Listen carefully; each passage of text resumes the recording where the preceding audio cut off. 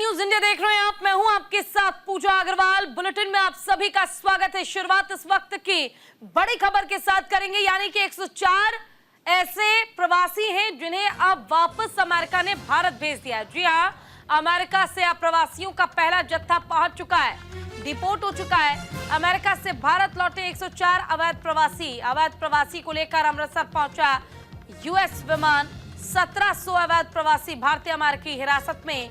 America से अवैध भारतीय प्रवासियों को लेकर अमेरिकी सेना का एक विमान बीते दिन अमृतसर पहुंचा है, जिसमें कुल 104 अवैध भारतीय प्रवासी हैं। इनमें 25 महिलाएं और 12 नाबालिग भी शामिल हैं, जिसमें एक 4 साल का बच्चा भी है। वहीं 48 लोग 25 साल से कम उम्र के हैं। ट्रंप ने अपने चुनावी कैंपेन के दौरान अमेरिका से अप्रवासियों को बाहर निकालने का ऐलान किया था और दूसरी बार राष्ट्रपति पद संभालते ही अमेरिकी प्रशासन ने अप्रवासियों को बाहर निकालना शुरू कर दिया है। दरअसल जो लोग बिना किसी वीजा के अमेरिकी जमीन पर कदम रखते हैं, उन्हें अवैध प्रवासी कहा जाता है।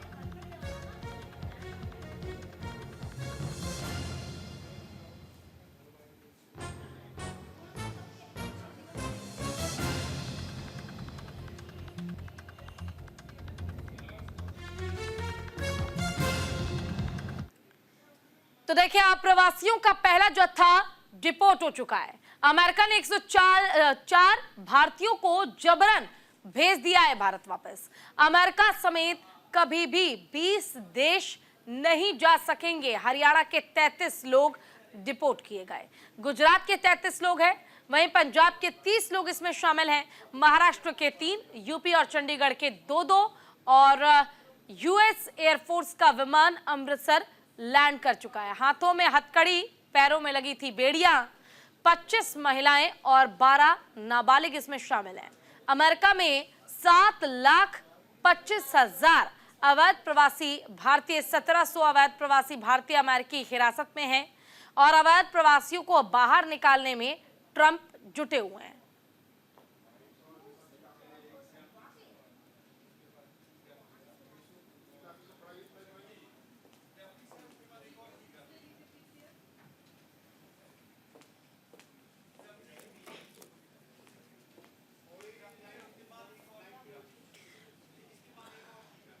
तो देखिए, अमेरिका में प्रवासियों की तादाद हम आपको बता दें तो मैक्सिको के 41 लाख और एल साल्वाडोर के 8 लाख, भारत के 7,25,000 लोग रहते हैं वहां पर।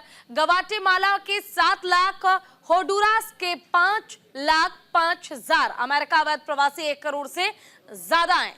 और ये हम आपको अमेरिका में अप्रवासियों की तादाद कितनी है वो समझाने की कोशिश कर रहे हैं। ये अलग अलग देश के नाम हैं और वो संख्या है कि इस देश के कितने लोग अमेरिका में अप्रवासी के रूप में अभी फिलहाल रह रहे हैं। और अगर भारत की मैं बात करूं तो भारत के 7,25,000 लोग ऐसे हैं जो अब भी अमेरिका में रह रहे हैं, जो कि अप्रवासी के तौर पर अमेरिका की सरकार उन्हें चुनती है, गिनती है। वहीं गवाटेमाला से 7 लाख, होंडुरास से 5,05,000 ये लोग जो हैं वो अभी भी अमेरिका में हैं।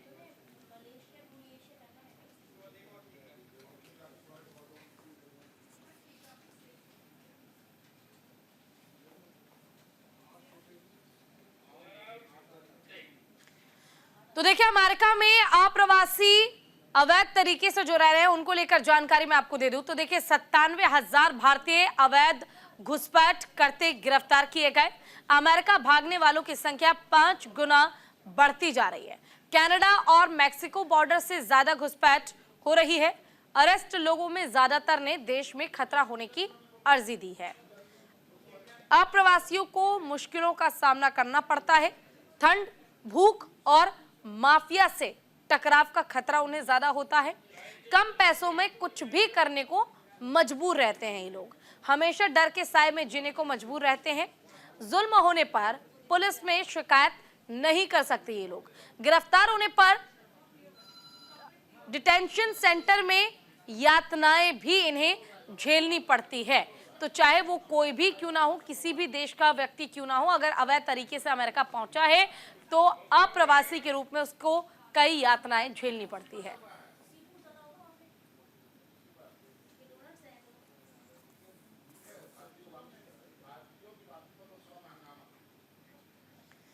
खबरों के बीच अब आपको सीधे लिए चलते हैं लोकसभा, जहां पर कार्यवाही चल रही है, दिखाते हैं। We are going to see that the remaining 14,500 drones are also going to be distributed. Supplementary sir, देखिए विरोधाभास आ गया। मैंने कहा मुझे आपके संरक्षण की आवश्यकता है। 3.33 स्टैंडिंग कमेटी की जो रिपोर्ट है उसमें लिखा हुआ है, and I quote, distribution of 10 drones per village is more than 6 lakh villages is being dealt in Ministry of Civil Aviation. This scheme is not related to Department of Fertilizer. अभी मंत्री जी ने कहा कि डिपार्टमेंट ऑफ फर्टिलाइजर का है, लेकिन ये standing committee की रिपोर्ट है जो बोलती है कि नहीं है। तो मैं ये जानना चाहता हूँ कि ये स्कीम है तो किसका है। लेकिन इस पर आगे बढ़ते हुए मेरा प्रश्न है कि मंत्रालय ने माना है, क्या यह सच नहीं है कि मंत्रालय ने माना है कि 6.6 लाख गांव के अंदर ड्रोन देने हैं, और यदि एक गांव में 10 ट्रैक्टर हैं तो 10 ड्रोन, यानी 6.6 लाख गांव के अंदर 66 लाख ड्रोन की आवश्यकता है, जो मंत्री जी ने माना इनको प्रोवाइड करना है।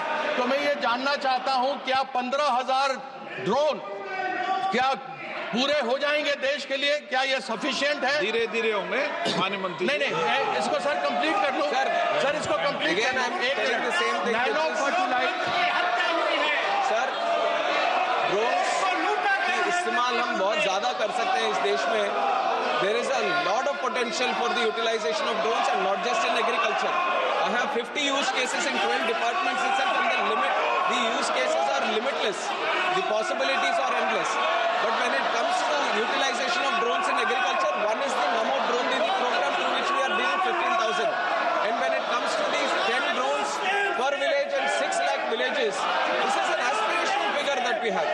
How do we see the future applications? We are ensuring we have something in mind so that we have a direction in which we can move forward, and there is no special scheme for the distribution of drones, but we have a figure in mind of what the potential can be, which we are trying to see that we can encourage the industry to ensure more use cases come under drone applications.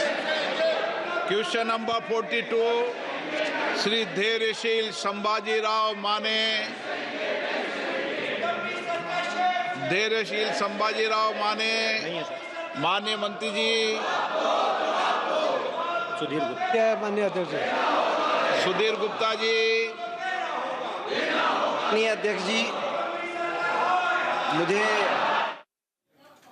तो देखिए, America से अब प्रवासियों का पहला जत्था deport हो चुका है। अमेरिका से भारत लौटे हैं 104 अवैध प्रवासी। अवैध प्रवासियों को लेकर अमृतसर पहुंचा यूएस विमान। 1700 अवैध प्रवासी भारतीय अमेरिकी हिरासत में हैं, और अमेरिका से अवैध भारतीय प्रवासियों को लेकर अमेरिका सेना का एक विमान बीते दिन अमृतसर पहुंचा, जिसमें कुल 104 अवैध भारतीय प्रवासी हैं।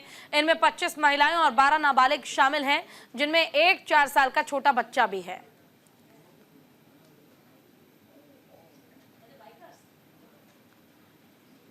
तो 48 लोग 25 साल से कम उम्र के हैं। ट्रंप ने अपने चुनावी कैंपेन के दौरान अमेरिका से अप्रवासियों को बाहर निकालने का ऐलान किया था। दूसरी बार राष्ट्रपति पद संभालते ही अमेरिकी प्रशासन ने अप्रवासियों को बाहर निकालना शुरू कर दिया है।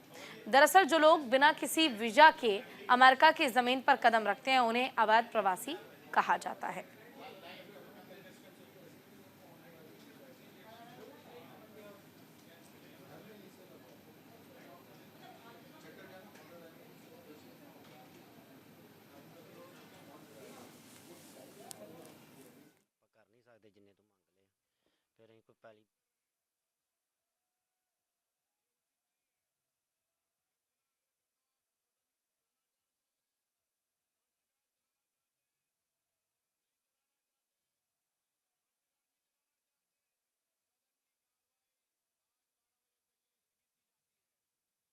ਏਜੰਟ ਕਹਿੰਦਾ ਵੀ ਇੱਕ ਨੰਬਰ 'ਚ ਹੀ ਭੇਜਾਂਗੇ।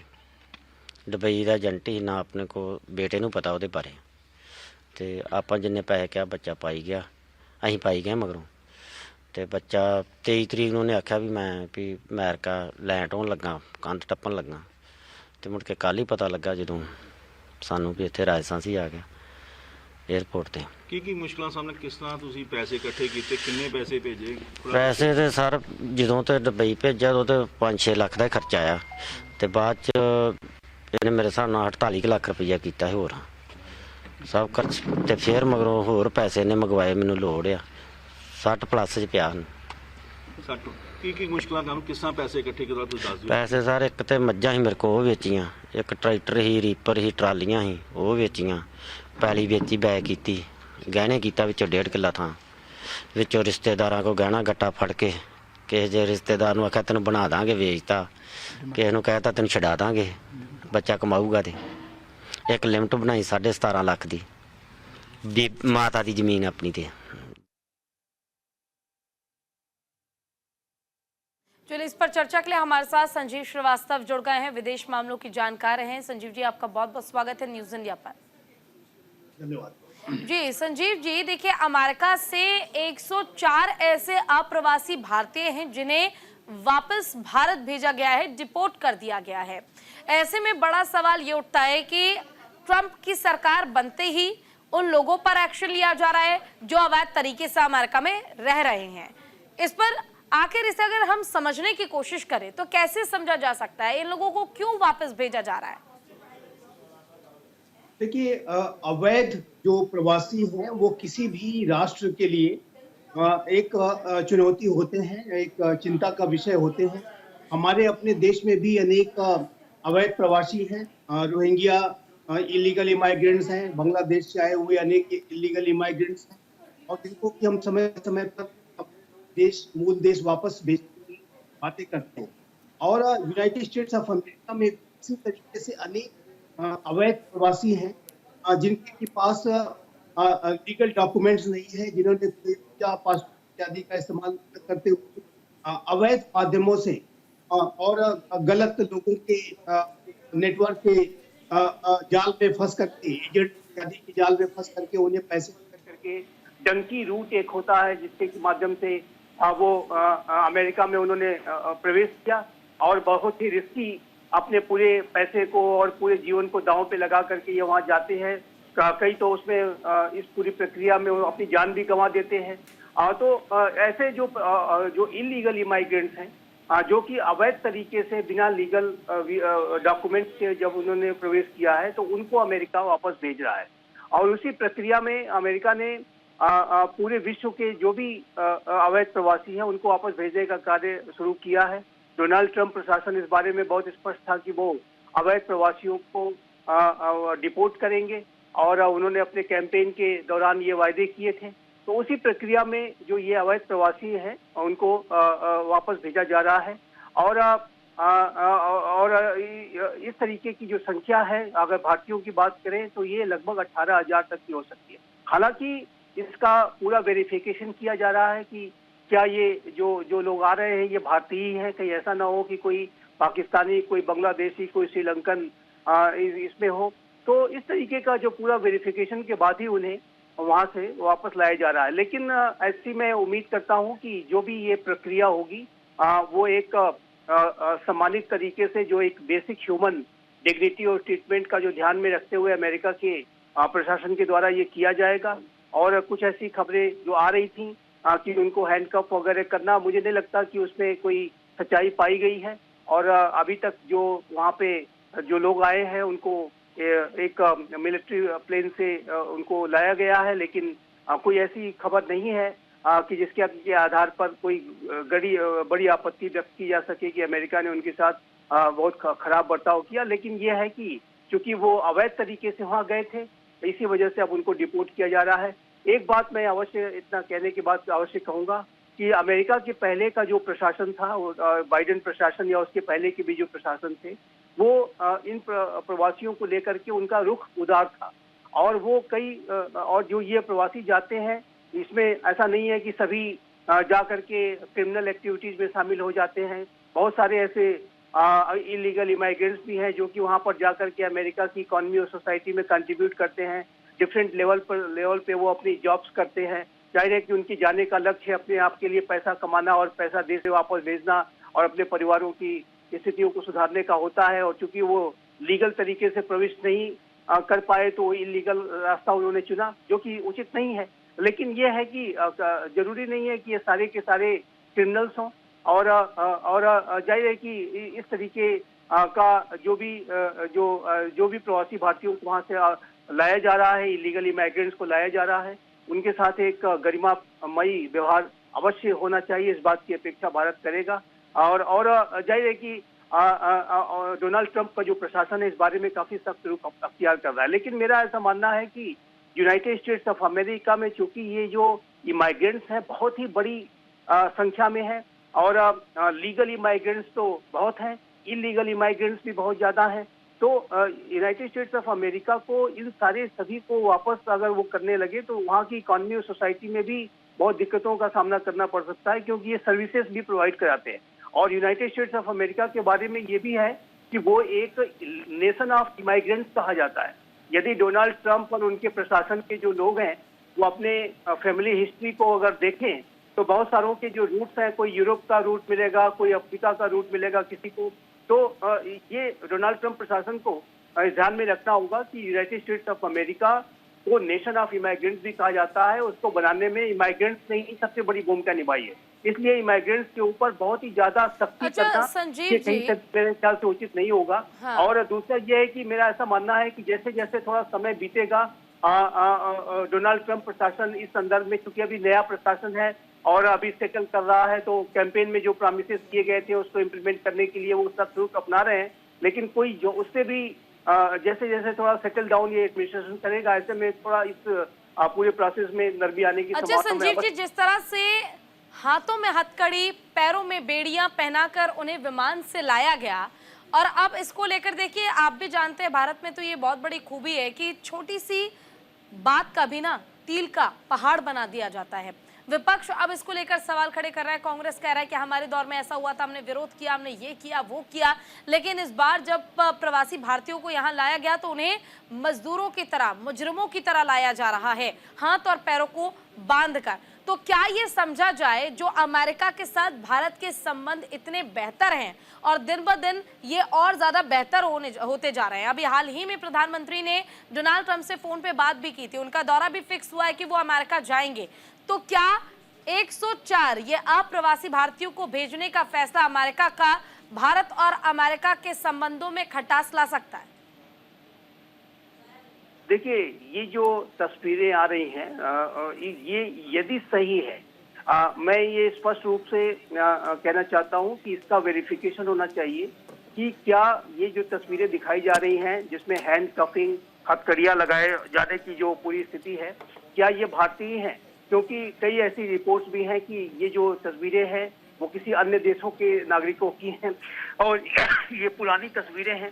तो ये जो पूरी स्थिति है इसके बारे में पहले एक वेरिफिकेशन होना चाहिए कि क्या ये तस्वीरें भारतीयों की हैं, और यदि ये तस्वीरें किसी भारतीय नागरिक से इस तरीके का बर्ताव किया गया है तो ये निसंदेह आपत्तिजनक है, और इसके बारे में फिर भारत की सरकार को अमेरिका की सरकार से बातचीत करनी चाहिए। यदि कोई व्यक्ति क्रिमिनल बैकग्राउंड का नहीं है, यदि व्यक्ति ठीक है वो अवैध तरीके से वहाँ उसने प्रवेश कर लिया है, लेकिन वो एक रिस्पॉन्सिबल तरीके से जो भी वहाँ पे वो अपना कर रहा था, कोई उसके खिलाफ कोई ऐसा क्रिमिनल गंभीर आपराधिक मामला दर्ज नहीं है, तो ऐसे में उसको एक मानवीय गरिमा के साथ उसको वापस भेजना चाहिए। और भारत ऐसे अपने नागरिकों के गरिमा और सम्मान के लिए संकल्पबद्ध है, उनको बनाए रखने के लिए। और इस संदर्भ में अगर ये तस्वीरें वेरीफाइड हो जाती है कि ये भारतीयों के साथ ऐसा ट्रीटमेंट किया गया है तो ये मेरा भी मानना है कि आपत्तिजनक है, और इस संदर्भ में अमेरिका की सरकार से भारत की सरकार को बात करनी होगी और एक आपत्ति दर्ज करानी होगी, और ये कहना होगा कि जो भी आप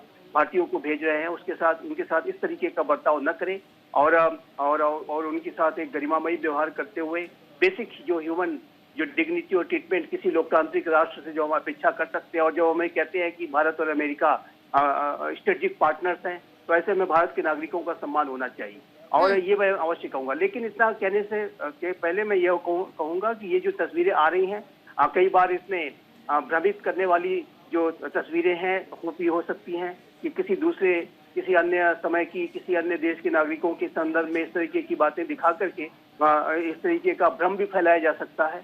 इससे भी हमें आगाह रहने की आवश्यकता है। लेकिन ये तस्वीरें यदि वेरीफाइड हो जाती है कि ये भारतीयों की ही हैं, इस संदर्भ में अमेरिका की सरकार से भारत की सरकार को बातचीत करनी होगी और उनको इंश्योर करना होगा अमेरिका को कि इस तरीके का जो ट्रीटमेंट है वो भारत स्वीकार नहीं करेगा। बिल्कुल। देखिए, अगर भारत इस चीज को अगर नहीं भी स्वीकार करता और अगर ये पता चल जाता है, मतलब प्रूफ हो जाता है कि ये जो तस्वीरें सामने आ रही है, जो हम देख भी रहे हैं सोशल मीडिया पे और दिखा भी रहे हैं अपने दर्शकों को, ये तस्वीर बिल्कुल सही है, तो मेरे नजरिए से अगर देखा जाए तो भारतीयों के साथ अगर इतने बेहतर संबंध आपके भारत के साथ है तो इस तरह का बर्ताव करना बिल्कुल गलत है। आपको भरोसा होना चाहिए भारत और भारत के लोगों पर, लेकिन अगर आप उन्हें वाकई हाथ में हथकड़ी, पैरों में बेड़ियां बांध के ऐसे लेकर आ रहे हैं जैसे उन्होंने कोई जुर्म कर दिया है, तो इसके खिलाफ चाहे अमेरिका के साथ बेहतर संबंध हो, लेकिन भारत को एक्शन लेने की जरूरत है और लेना भी चाहिए, ताकि भविष्य में किसी दूसरे भारतीय व्यक्ति के साथ ऐसा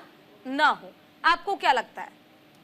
नहीं, मैं आपसे बिल्कुल 100% सहमत हूँ और मैं ये लगातार इस बात को मैं कह भी रहा हूँ और मैंने अन्य जगहों पर भी, अन्य चैनल्स पे भी कहा है इस बात को कि भारत को यदि इस बात का की प्रामाणिकता हो जाती है कि इन भारतीयों के साथ खराब ट्रीटमेंट हुआ, उनको हैंडकफ करके हाथों में हथकड़ियां लगा करके, बेड़ियां लगा करके लाया गया, तो ये बिल्कुल भी स्वीकार नहीं है। और अभी आप जानते हैं कि इसके पहले भी एक घटना हुई थी जिसमें कि हमारी एक राजनयिक देवयानी खोबड़ा गड़े, जो कि एक राजनयिक थी, उनके साथ इस तरीके का कुछ खराब बर्ताव हुआ था, उनके हाथों में भी हथकड़ियां लगा दी गई थी। तो उसको लेकर के तत्कालीन जो सरकार थी उसने काफी कड़ी आपत्ति दर्ज की और अमेरिका को इसके बारे में खेद व्यक्त करने पर मजबूर किया था। तो यदि वर्तमान समय में भी भारतीयों के साथ इस तरीके का बर्ताव होता है जो कि कहीं से भी उचित नहीं है, तो इसके बारे में भारत की सरकार को अमेरिका से कड़ी आपत्ति व्यक्त करनी चाहिए और इस संदर्भ में ये कहना चाहिए कि हम अपने देश के नागरिकों को सम्मान उनकी वापसी चाहते हैं और हम इसको वापस ले रहे हैं। इसका आशय ये नहीं है कि आप उनके साथ इस तरीके का आपराधिक बर्ताव करें। यदि कोई क्रिमिनल है, कोई ऐसा कुख्यात क्रिमिनल है जो कि डिपोर्टेशन की प्रक्रिया में कहीं इधर उधर भाग सकता है इत्यादि, तो ऐसे क्रिमिनल की बातें मैं नहीं करता हूँ, उनके साथ हैंडकफ कर सकते हैं। और ऐसी भी रिपोर्ट है कि अमेरिका ने बहुत सारे जो क्रिमिनल बैकग्राउंड के लोगों को ग्वांटानामो बे भेज दिया है और इस तरह की क्रिमिनल एक्टिविटी वाले लोगों की बातों को अगर किनारे रख दें और जो सामान्य लोगों की बात करें जो कि किसी तरीके से वहां प्रविष्ट कर गए थे और अब वापस आ रहे हैं, तो जाहिर और वापस आने के लिए तैयार हैं, तो ऐसे में उनके साथ खराब बर्ताव करने का कोई कहीं से भी कोई प्रश्न ही नहीं उठता, उसको भारत नहीं स्वीकार करेगा। और भारत और अमेरिका के बारे में एक बात मैं और से कहना चाहता हूं कि भारत और अमेरिका के बीच में स्ट्रेटेजिक पार्टनरशिप है, ये कोई अलायंस का रिलेशनशिप नहीं है कि अमेरिका के डिक्टेशन के आधार पर अमेरिका जो चाहेगा करेगा। भारत अपने विदेश नीति के संदर्भ में और भारत अमेरिका के रिश्तों के संदर्भ में भी जो निर्णय लेता है वो अपने राष्ट्रीय हितों को सर्वोपरि रखते हुए लेता है और अपने और ये जो रणनीतिक स्वायत्तता है हमारी, स्ट्रेटेजिक ऑटोनॉमी, जिसके के आधार पर हम अपने कंसिडरेशंस के आधार पर निर्णय लेते हैं। हमें क्या उचित लगेगा, क्या उचित नहीं है, इसके बारे में हम स्वयं डिसाइड करेंगे। और यदि हमारे लोगों के साथ कोई अच्छा बर्ताव नहीं हुआ है तो उसके बारे में हम कड़ी आपत्ति भी व्यक्त करेंगे। ये बात भी बहुत स्पष्ट है, ये अमेरिका को समझना होगा। और यद्यपि कि हम अवैध प्रवासियों का जो विषय है वो भारत के लिए भी चुनौती है।